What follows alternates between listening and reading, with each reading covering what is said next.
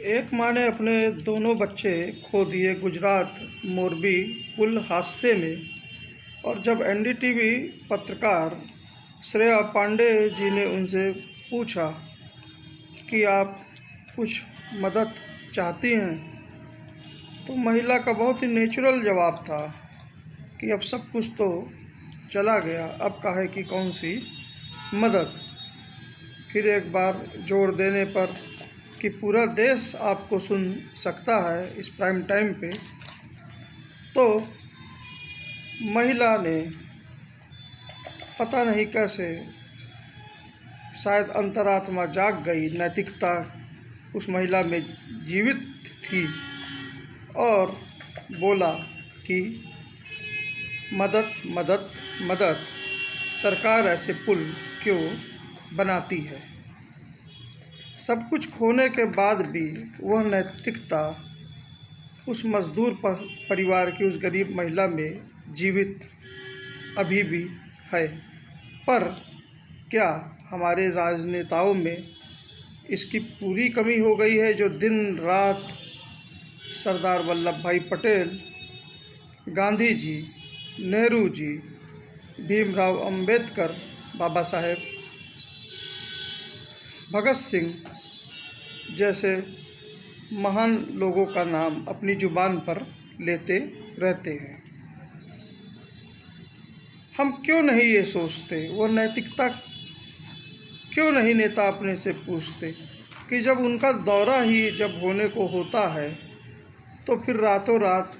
जो 6 महीना 3 महीना साल भर से पड़ी सड़क नहीं बनी होती है, तो वो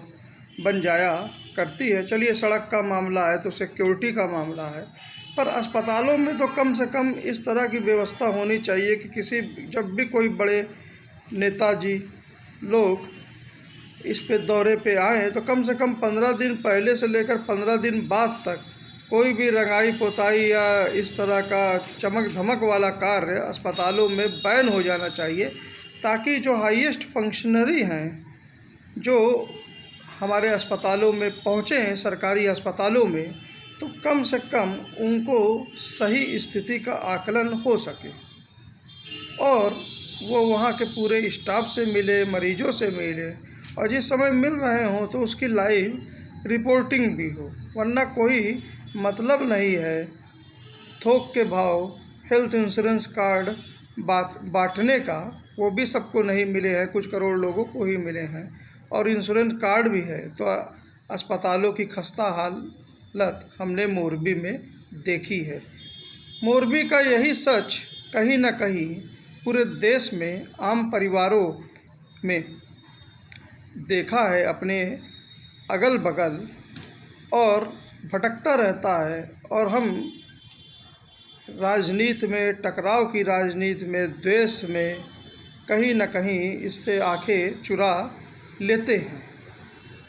एक जो दूसरी बात मोरबी के घटना में आई कि घड़ी बनाने वाली कंपनी को कैसे पुल का रेनोवेशन का या उसके रिपेयर का ठेका दे दिया गया। ज़्यादा दूर न जाइए, 1 आध साल पहले की ही शायद बात है। द हिंदू के चीफ एडिटर एन राम साहब की विस्तृत रिपोर्ट भी है, और हमने देखा कि कैसे राफेल डील में कुछ कॉन्ट्रैक्ट्स हिंदुस्तान की पब्लिक सेक्टर जो कंपनी है HAL, जो सुखोई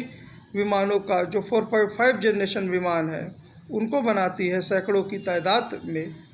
उसके जगह पे कॉन्ट्रैक्ट दे दिया गया एक उस कंपनी को जिसको कोई भी इस चीज़ से लेना देना नहीं है, उसका कोई भी फर्स्ट हैंड एक्सपीरियंस नहीं था। तो उस समय जो आज चीखें उठ रही हैं, क्या उस समय हाईएस्ट लेवल पे ये चीखें उठी थी? तो क्या उसको हाईएस्ट फंक्शनरीज़ ने, हाईएस्ट संस्थाओं ने क्या सुना था? शायद नहीं। फिर प्रश्न उठता है कि इस तरह से तो जो लोग फील्ड में हैं केवल उन्हीं की मोनोपोली हो जाएगी, केवल उन्हीं को ठेके मिलेंगे। तो इसका भी एक सल्यूशन है कि जो भी नई कंपनीज हैं, जो नए टेंडर्स में आना चाहती हैं तो कम से कम उनके पास जो भी एग्जिस्टिंग कंपनीज हैं उनके रिलेटेड प्रोजेक्ट्स में कुछ ना कुछ साइड अनुभव होना चाहिए, और ना भी हो तो कोई भी इस तरह के जो नए प्रोग्राम्स हैं या प्रोजेक्ट्स हैं वो स्वयं लॉन्च करके खुद सरकार के सामने कुछ एक मॉडल भी प्रस्तुत करती रहें, तब जाके 5-10 सालों में उनको इस तरह की अपॉर्चुनिटीज़ का पार्ट बनना चाहिए। मोरबी की जांच अब आगे बढ़ चुकी है और प्रधानमंत्री जी की जो हाई लेवल वहाँ पे मीटिंग हुई है, और जो अब जांच, जैसा कि कल NDTV के पत्रकार साहब ने बताया कि अब जांच बहुत ही विस्तृत डायरेक्शन में जाएगी और कहीं ना कहीं अब ये हायर लेवल पे जाएगी, ओनर्स की तरफ भी जाने की भी